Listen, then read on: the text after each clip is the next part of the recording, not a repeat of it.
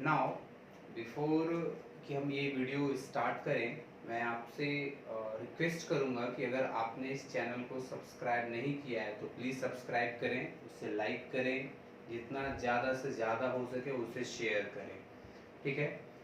तो अभी तक जो हम लोगों ने थ्योरी पढ़ी थी, उस थ्योरी में क्या हमने कवर किया, मैं एक बार ब्रीफ कर देता हूँ आपको। हम लोगों ने सेल साइकिल में इंटरफेज के साथ हमने एम फेज को भी कवर किया है, जिस एम फेज में हमने माइटोसिस डिस्कस कर रखा है। और अगर हम माइटोसिस की बात करें तो माइटोसिस में जनरली ये मेन 4 फेजेस होते हैं। वो पहला होता है prophase, the second one is metaphase, the third one is anaphase, and the last phase of mitosis is uh, telophase। ठीक है। और टेलोफेज के बाद यहाँ पे साइटोकिनेसिस होता है, मतलब डिवीजन ऑफ साइटोप्लाज्म।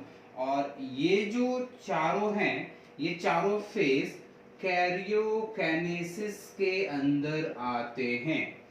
अब ये interphase further leads to prophase, जैसा हमने पहले भी डिस्कस कर रखा है। इंटरफेज में और 4 स्टेजेस होंगे, सॉरी 3 होंगे, G1 phase, S phase and G2 phase. These are the 3 sub phases which comes under interphase। तो ये G2, अगर हम ये कहें कि इंटरफेज प्रोफेज में इंटर कर रहा है, या फिर हम ऐसा भी कह सकते हैं कि ये G2 प्रोफेज में इंटर करेगा, क्योंकि G2 is the last of the preparation for the cell division. Cell division के लिए जो सेल खुद को प्रिपेयर कर रहा है, जो प्रिपरेटरी फेज है, उसमें से लास्ट स्टेज ये है, और ये फिर प्रोफेज में इंटर कर जाता है। ठीक है। तो ये तो एक माइटोसिस की बात होगी, जिसमें कि कैरियोकाइनेसिस भी एक बार हो रहा है और साइटोकिनेसिस भी एक बार हो रहा है। लेकिन आज के लेक्चर में हम मियोसिस के बारे में पढ़ने की कोशिश करेंगे, और मियोसिस में कैसा है उसके बारे में जानने की कोशिश करेंगे। तो अगर हम यहाँ पे मियोसिस लिखते हैं, तो मियोसिस के बारे में हम इतना तो जरूर जानते हैं कि भाई ये एक तरह का रिडक्शनल डिवीजन है। It is a kind of reductional division. It is a kind of reductional division, जिसमें जो क्रोमोसोमल सेट होता है, अगर मान लीजिए कोई डिप्लॉयड सेल डिवाइड होने को जाता है, तो फर्दर ये 4 हैप्लॉयड सेल्स बनाते हैं। They further forms 4 haploid cells. तो ये इसकी वजह से ही यहाँ पे हम क्या देख रहे हैं, डिप्लॉयड बोले तो कंप्लीट सेट ऑफ जीनोम, और हैप्लॉयड बोले तो half set of genome. Means the parental cells की जो जीनोम होती है, they are going to get reduced by half for in the case of for new formed daughter cell. जो नए daughter cell form होंगे, उनके केस में इनका जीनोम जो है, जेनेटिक कंस्टिट्यूएंट्स जो है, वो हाफ हो जाता है। ये जो मियोसिस है, ये डिस्कवर किया गया था, discovered by Van Beneden, and the term meiosis is given by farmer and more। इन्होंने ये टर्म दिया था। ये फार्मर एंड मोरे जो हैं, ये इन्होंने इस टर्म को कॉइन किया था, and that meiotic division or meiosis process is discovered by von Benden in case of sea urchin। In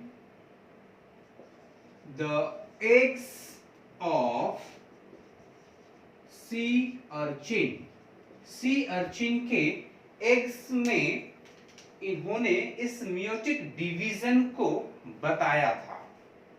further एक और चीज मैं आपको बता दूं, they are generally 3 types of meiotic divisions होते हैं। 3 टाइप्स ऑफ मियोटिक डिवीजन होते हैं, and these are, the first one is called as zygotic. First one is called as zygotic. The second one is called as sporic, and before sporic we can write gametic as well. Gametic, and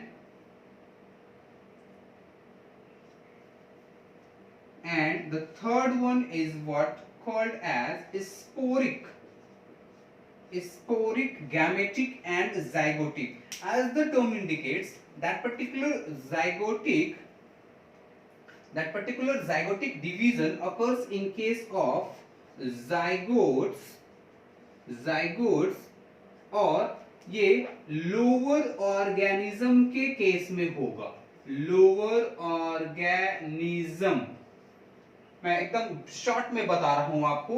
as the term gametic ये बता रहा है, gametic meiosis. तो ये जो gametic meiosis जो होगा, it generally occurs in case of higher organism,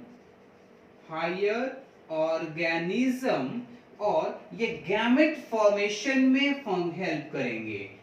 they generally devoted to the gamete formation में ये हेल्प करेंगे।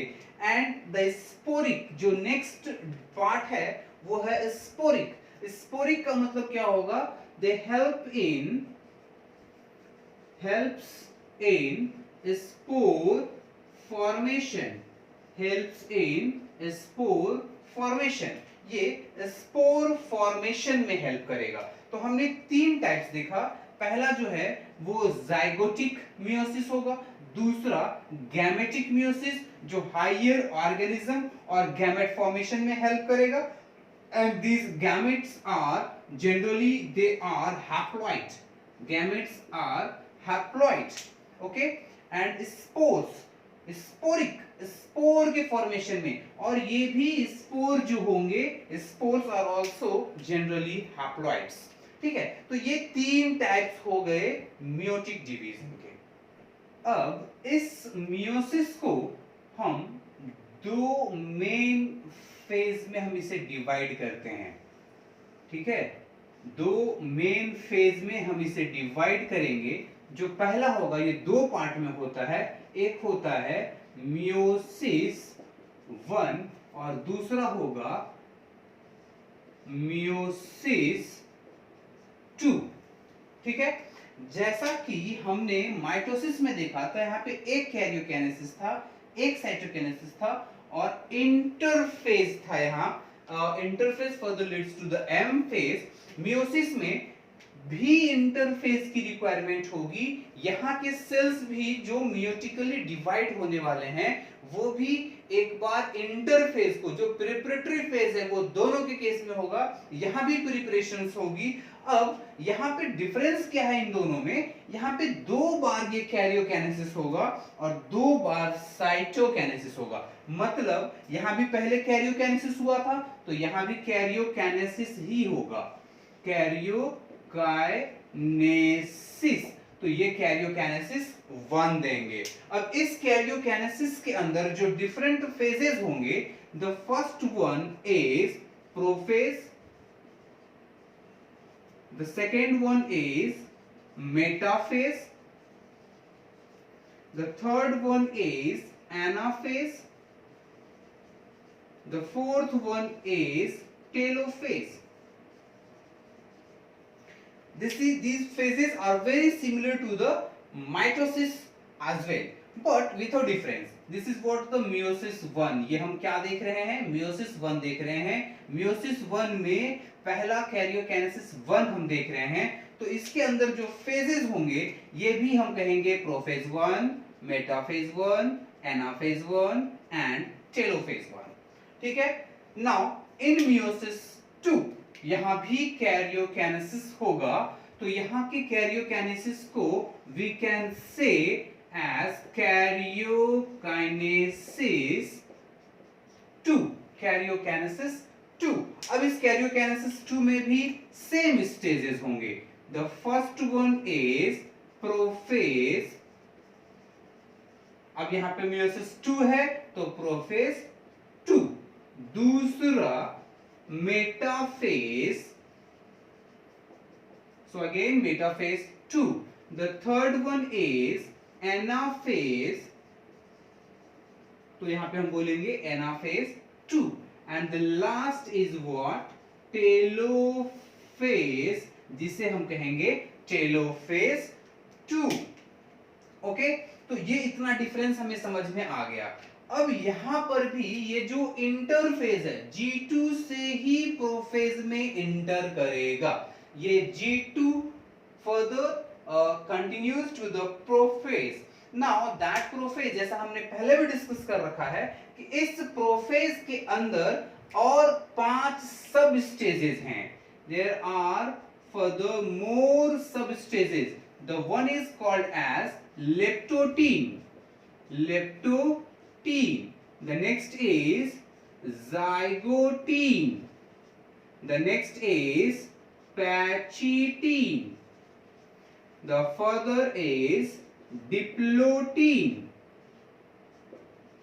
And the last is dikinesis. Dikinesis. तो हमने क्या देखा कि प्रोफेज में और 5 सब स्टेजेस हैं, leptotene, zygotene, pachytene, diplotene and diakinesis. Okay, अब यहां से जब इंटरफेज से जब ये प्रोफेज आएगा तो ये सारे स्टेजेस यहां पे होंगे। ये सारे स्टेजेस होने के बाद further डाइकिनेसिस that further enters into the metaphase 1, ये मेटाफेज 1 में इंटर करेगा। ये फर्दर मेटाफेज 1 में इंटर कर जाएगा। Okay, and now that particular metaphase continues with anaphase 1, then telophase 1, and at the last of telophase 1 there comes the cytokinesis 1।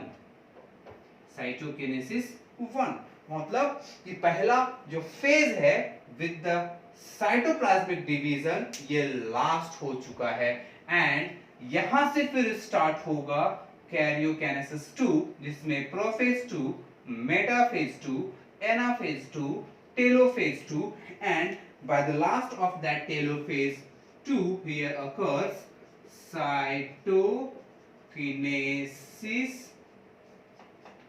2, cytokinesis 2, and here is the last of the meiotic division। यहाँ पे meiotic division last हो जाता है, इसके बाद अब कुछ नहीं बचता। लेकिन एक सोचने वाली चीज ये है कि जैसे मियोसिस स्टार्ट हुआ है तो इंटरफेज हो चुका, तो यहाँ तक साइटोकिनेसिस तक आते आते जो तैयारी हुई थी मियोटिक डिवीजन के लिए, कहीं ना कहीं वो प्रोटीन्स या वो ऑर्गेनिक सबस्टेंसेस, वो बहुत सारे सबस्टेंसेस यहाँ तो यूटिलाइज हो गए होंगे। तो क्या आगे ये एक जब मियोसिस 2 फेज जब स्टार्ट होगा, जब सेकेंड मियोटिक फेज स्टार्ट होगा, तो क्या यहाँ पे इंटरफेज नहीं होता जैसा कि यहां पे हो रहा है? तो मैं आपको बता दूं कि इन दैट केस इंटरफेज नहीं होता, बट एक short, a very short stage like interphase यहां पे साइटोकिनेसिस की बात होता है, साइटोकिनेसिस के जस्ट तुरंत बाद होता है, और तब जाकर के यहां से ये प्रोसेस स्टार्ट होता है, and that process is called as interkinesis। Interkinesis, which occurs between the cytokinesis 1 of meiosis 1 to the prophase 2 of meiosis 2, जो कि साइटोकाइनेसिस 1 के बाद ये इंटरकाइनेसिस फेज होगा। मतलब क्या हुआ कि जब ये मियोसिस 1 कंप्लीट हो गया, मियोसिस 1 जब कंप्लीट हो गया मतलब साइटोकिनेसिस 1 हो गया, तब जाकर के मियोसिस 2 स्टार्ट होगा। मतलब इन दोनों के बीच में क्या प्रेजेंट है भाई, इंटर काइनेसिस। अब ये जो इंटरकाइनेसिस है, how it is different from interphase. Interphase में हमने क्या देखा भाई कि यहाँ पे एस फेज है, यहाँ पे क्या है, एस फेज है। But in case of interkinesis they that does not have that S phase, means they lacks S phase। यहाँ पे जो रेप्लिकेशन ऑफ डीएनए है, जो सिंथेसिस ऑफ डीएनए है, जो डबलिंग ऑफ डीएनए है, यहाँ पे नहीं होता है। यहाँ सिर्फ जो प्रोटीनल फॉर्मेशंस हैं, जो बाकी की जो चीजें, इसीलिए तो ये शॉर्ट है, ये इंटरकाइनेसिस क्या है, it is a very short period, it's a very short stage, जो कि तुरंत साइटोकाइनेसिस के बाद इंटरकाइनेसिस होगा, और ये इंटरकाइनेसिस प्रोफेज में लीड करेगा। मतलब that particular interkinesis further Leeds into the prophase, that further Leeds into prophase and prophase 2, अगर बेटर ढंग से कहेंगे जिसे हम प्रोफेज 2 कहेंगे। अब यहाँ पे जो हम कुछ चीज देखेंगे, जैसे हमने एक फ्लो डायग्राम में देखा, तो मैं आपको पहले बता चुका हूं कि ये जो मियोसिस है, मियोसिस 1 जो फेज है, ये it is a kind of reductional division, it is a kind of reductional division,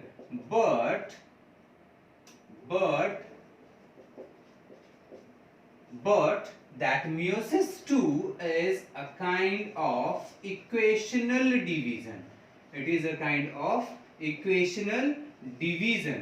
ये equational division है, मतलब meiosis 2 behaves like mitosis और mitotic division, but meiosis 1 is the real जहां पे reduction of chromosomes हो जाते हैं। तो वो कैसा होता है, एक सेल का एग्जांपल लेके हम देखते हैं। जैसे मान लीजिए कि हमने ये एक सेल लिया, ठीक है, जो कि डिप्लॉयड है। तो अब हम जान रहे हैं कि मियोसिस में कितने फेजेस है भाई, 2 फेजेस है, मियोसिस 1 है और मियोसिस 2 है। तो इसका जो न्यूक्लियस है ये डिप्लॉयड है। अब ये डिवाइड हो चुका, जब ये डिवाइड हुआ है तो ये 2 सेल दिया है मुझे, ये कितना सेल दिया है, it further provides us 2 cells, ठीक है। अब ये 2 सेल में जब इसके न्यूक्लियस को हम देखेंगे तो ये क्या है भाई, ये हैप्लॉइड हो जाता है और ये भी हैप्लॉइड हो जाता है। मतलब हियर अकर्स मियोसिस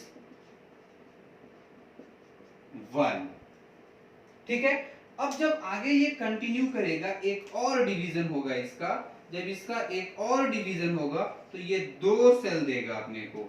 ये कितना सेल देगा, it further provides 2 cell, it also provides 2 cell, ये भी 2 सेल दिया, ठीक है। और ये भी, ये हैप्लॉइड होगा, ये भी हैप्लॉइड होगा, ये भी हैप्लॉइड होगा, ये भी हैप्लॉइड हो गया। मतलब क्या हुआ कि जो पेरेंटल सेल था और ये अगर फाइनल डॉटर सेल है तो इसका पेरेंट कौन हुआ, इसका पेरेंट ये हुआ पेरेंट सेल। इसका पेरेंट कौन हुआ, तो ये हुआ पेरेंट सेल। तो जब ये पेरेंट सेल डिवाइड किया तो यहाँ पे इनके जीनोम, ये हैप्लॉइड थे तो ये दोनों भी हैप्लॉइड हुए, ये हैप्लॉइड थे तो ये दोनों भी हैप्लॉइड हुए। मतलब जब मियोसिस 2 हुआ तो ये जो पार्ट है यहाँ पे, ये क्या हुआ, ये फर्दर इसको हम कहेंगे मियोसिस 2, इसे हम कहेंगे meiosis 2। Now it is very clear, इसके केस में जो जीनोम था वो हाफ हो गया, so that's why it is called as reductional, that's why it is called as reductional division or reductional phase, and this is what called as equational division, क्योंकि इनके case में जो पेरेंटल जीनोम कॉम्बिनेशन था same daughter cells का भी है। और finally हमने क्या देखा कि जब एक सेल मियोटिक डिवीजन को जाएगा तो total 4 daughter cells as a result हमें मिलेंगे। So these are daughter cells, और वो कितने हैं? 4। When a cell divides as a result of by the end of meiosis, we are going to get 4 haploid cells. मतलब क्या हुआ कि at last we are that particular meiotic division is going to provide 4 haploid cells, और ये generally germ cells में होते हैं जो कि जर्मिनेशन के लिए रेस्पॉन्सिबल हैं, लाइक स्पर्म, लाइक ओवम। उनमें मियोटिक डिवीजन होता है। That particular meiosis can be also called as meiotic division, that can be also called as meiotic division. तो यहाँ पे ये एक समरी में तो हमें समझ में आ गया कि भाई मियोसिस में हम दो तरह से कहते हैं कि भाई रिडक्शनल डिवीजन भी हो रहा है, इक्वेशनल डिवीजन भी हो रहा है। तो कैसे हो रहा है? अब ये हमें समझ में आ गया कि रिडक्शनल कहाँ पे हुआ, और इसको मैं लिख देता हूं। इसको हम रिडक्शनल मियोसिस 1 को रिडक्शनल डिवीजन भी कह सकते हैं, और मियोसिस 2 को इक्वेशनल डिवीजन भी कह सकते हैं। अब आगे हम लोग स्टार्ट करेंगे इस कैरियोकाइनेसिस 1 में प्रोफेज 1 के सारे स्टेजेस को। तो अभी हम लोग प्रोफेज 1 देखते हैं। प्रोफेज 1 जिसमें कि फर्दर 5 सब स्टेजेस होते हैं: leptotene, zygotene, pachytene, diplotene, and here is what the dikinesis. This is what dikinesis. Now that particular dikinesis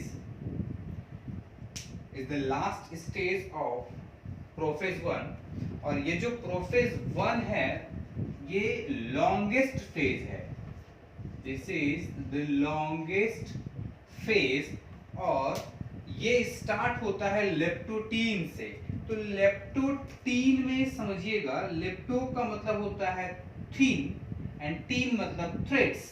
सो यहाँ पे जो क्रोमोसोम्स होंगे वो थीन थ्रेड्स लाइक अपीयर होंगे, and they are very attached with the nuclear membrane, attached with the nuclear membrane। और ये जो structure ये बुक्के के जैसा दिखता है, so that particular leptotene is also called as pocket stage. It is also called as pocket stage. Pocket stage. It is also called as pocket stage क्योंकि ये बुक्के के जैसा दिखा है, सो ये pocket stage भी कह सकते हैं।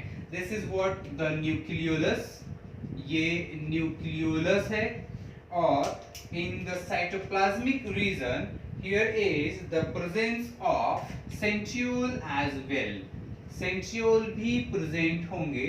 और ये जो centriole है ये लगभग डाइकिनेसिस तक आते आते ये अपने अपोजिट पोल्स में माइग्रेट कर जाते हैं। ये सेंट्रियोल्स अपोजिट पोल्स की तरफ ये माइग्रेट कर जाते हैं। तो यहाँ पे देखिएगा ये थ्रेड स्ट्रक्चर है और बीड लाइक स्ट्रक्चर है। इस थ्रेड पे बीड लाइक स्ट्रक्चर है, तो इस पे बीडेड स्ट्रक्चर भी कहते हैं, thin beaded structure.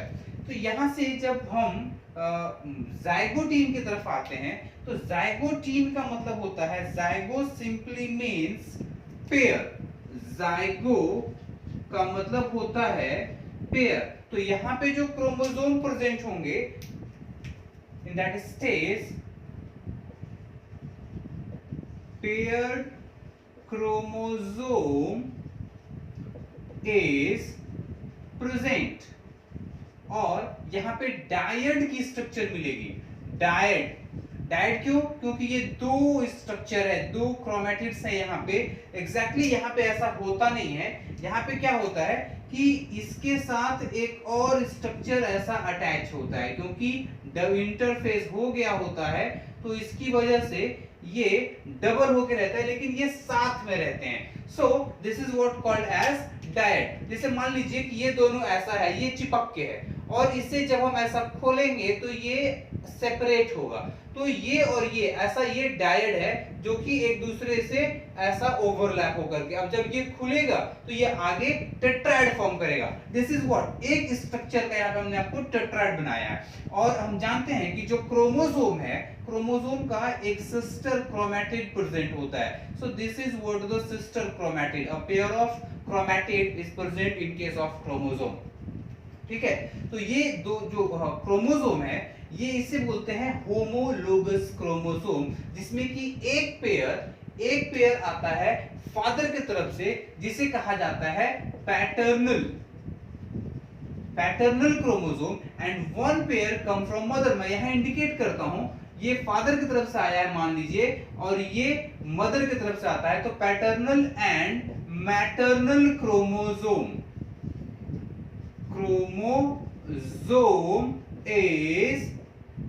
is present।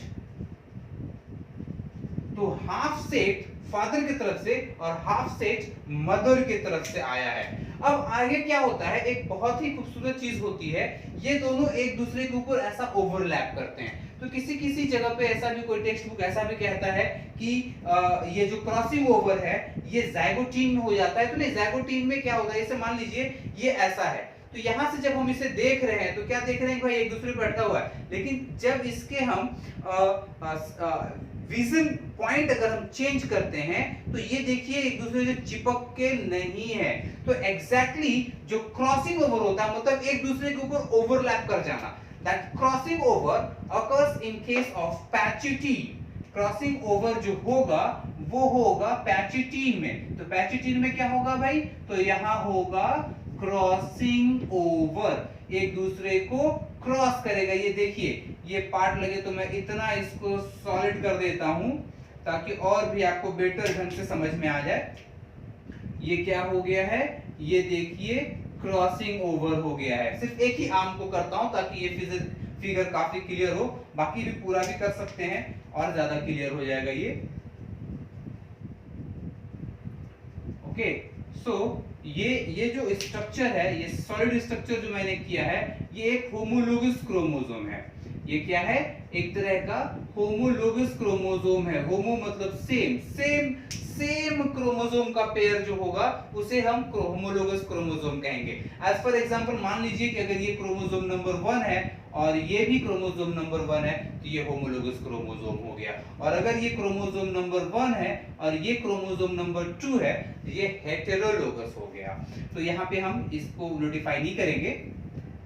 तो अब सिस्टर क्रोमैटिड में क्या होता है, जैसे बहन, सिस्टर मतलब क्या होता है, बहन, और इनके पास क्रोमैटिड्स होते हैं। अगर एक ही क्रोमोसोम का पेयर का क्रोमैटिड प्रेजेंट है तो उसे हम कहेंगे सिस्टर क्रोमैटिड। लेकिन जैसा हम अपने सोसाइटी में बोलते हैं ना कि कजिन है मेरे चाचा का लड़का है या चाचा की लड़की है, ऐसा कहते हैं, तो है तो रिश्ता तो बहन का ही है ना, लेकिन वो कजिन कह देते हैं उसे। तो यहाँ पे अगर इसका एक क्रोमैटिड और इसका एक क्रोमैटिड जब हम लेंगे तो इसे हम बोलेंगे non sister chromatid.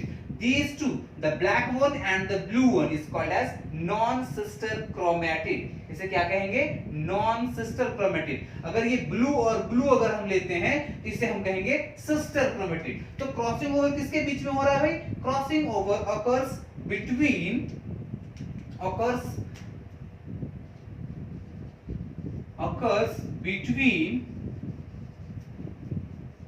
the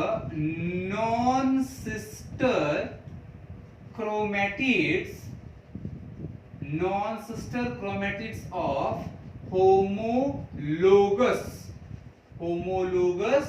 chromosome.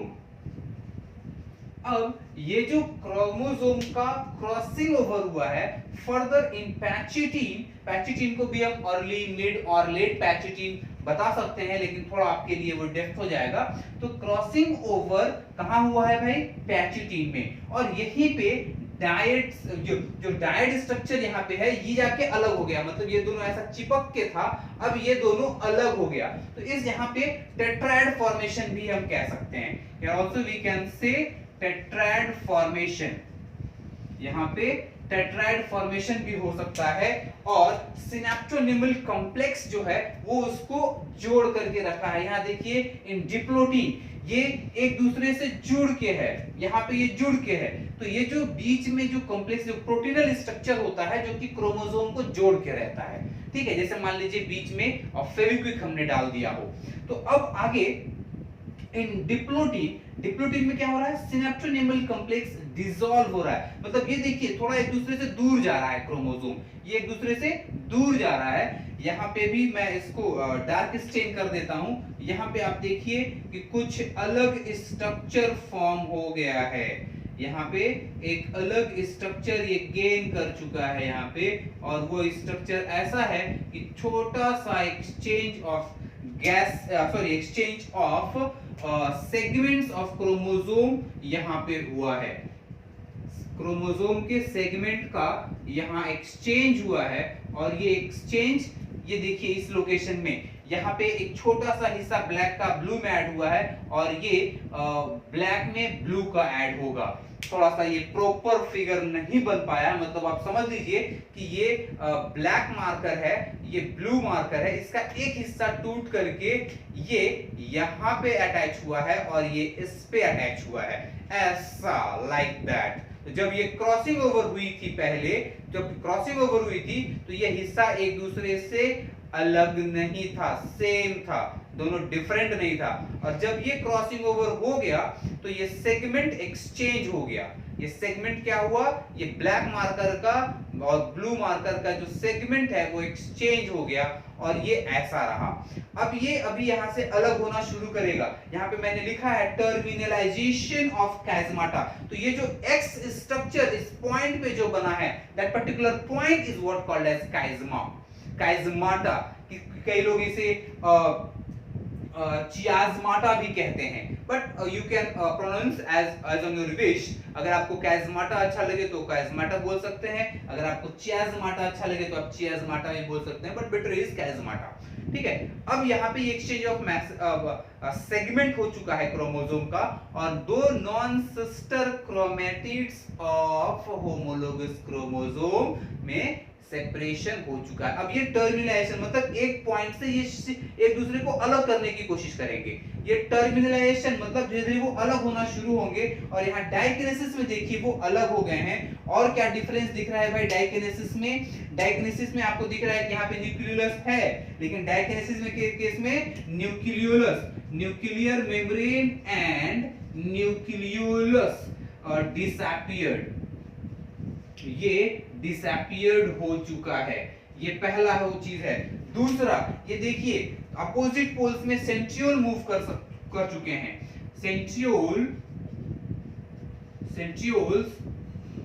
Moves to opposite poles की तरफ ये भी मूव कर चुका है और स्पिंडल फाइबर के फॉर्मेशन हो चुके हैं। अब ये जो डाइकिनेसिस है, this is the last stage. इसमें आप क्या देख रहे हैं? इसमें बहुत ही इजीली विजिबल है कि ये देखिए सेगमेंट जो है वो एक्सचेंज हो चुका है। ये सेगमेंट का एक्सचेंज हो चुका है, मतलब क्रॉसिंग ओवर हुआ। और ये क्रॉसिंग ओवर जो हुआ ये बाद में it further results into the recombination. एक नया टर्म आया है, मैंने एक अभी तक ये टर्म यूज नहीं किया था, वो अभी जस्ट मैं यूज कर रहा हूं। तो रिकॉम्बिनेशन का मतलब क्या हुआ? रिकॉम्बिनेशन का मतलब हुआ कि फिर से टूट के जुड़ा है। जब यहाँ पे ये क्रॉसिंग ओवर हुआ तो that particular crossing over further leads to recombination by the help of enzyme recombinase। तो क्रॉसिंग ओवर एक दूसरे के ओवरलैपिंग, अगर ओवरलैप हो रहा है non sister chromatids of homologous chromosome, और बाद में रिकॉम्बिनेज एंजाइम, यहाँ पे इसको अनवाइंडेज, दो एंजाइम की यूज होगी। एक होता है अनवाइंडेज मतलब उसको वो ब्रेक करेगा, क्योंकि ये दोनों एक दूसरे से एक्सचेंज कर ले। कब होगा? जब ये टूटेगा, ये टूटा तब जाकर के ये जुड़ सकता है। जोड़ना भी है मतलब जो तोड़ने का काम करेगा वो करेगा अनवाइंडेज, और जो जोड़ने का काम करेगा वो रिकॉम्बिनेज। मतलब ये एक एंजाइम रेगुलेटेड प्रोसेस है, ये एक एंजाइम रेगुलेटेड मैकेनिज्म है। तो मैं फिर से आपको बता दूं, प्रोफेज में हमने क्या देखा, ये लॉन्गेस्ट फेज है जिसमें कि 5 सब स्टेजेस हैं, leptotene, zygotene, pachytene, diplotene, diakinesis, and out of these 5 the diplotin is having the longest, it is the longest phase. This one is the longest phase out of these 5 substages of prophase 1 of meiosis 1। तो यहाँ पे leptotene में 3 threads होंगे, lepto means thin और tin means threads, 3 threads होंगे। यहाँ पे zygote means paired, तो यहाँ जो क्रोमोसोम होगा वो पेयर्ड होगा, डायड स्ट्रक्चर होगा। ये क्योंकि इंटरफेज हो चुका है बिफोर प्रोफेज 1, तो वहाँ पे डबलिंग ऑफ क्रोमोसोम हो चुका है। तो ये डबलिंग की वजह से ये एक्स्ट्रा एक ही क्रोमोसोम का जो डीएनए का कंसंट्रेशन है वो डबल हो चुका है। दिस इज, हमने देखा है ना कि इंटरफेज में क्या होता है, सिर्फ डीएनए का कंसंट्रेशन डबल होता है, कोई जीनोमिक कॉम्बिनेशन डबल नहीं होता। तो अगर ये डिप्लॉयड था तो डिप्लॉयड ही रहेगा, यहाँ पे ये टेट्राप्लॉयड नहीं हो सकता है, बस कंसंट्रेशन ऑफ डीएनए डबल हो जाता है।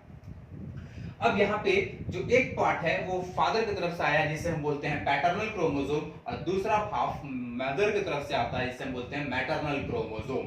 ओके, अब after ज़ाइगोटीन pachytene is very ready, जिसमें क्रॉसिंग ओवर हो जाता है between the non sister chromatids of a homologous chromosome, और यहाँ पे टेट्राइड फॉर्मेशन हो सकता है, जिससे आप with the help of proteinal structure ये दोनों आपस में जुड़े होते हैं। आप देख सकते हैं कि ये एंड जुड़े हुए हैं due to the synaptonemal complex. अब यहाँ पे वो सिनेप्टोनेमल कॉम्प्लेक्स डिसॉल्व हो रहा है, तो ये एक दूसरे से अलग हो रहे हैं, and finally they get separated by the end of डाइकिनेसिस।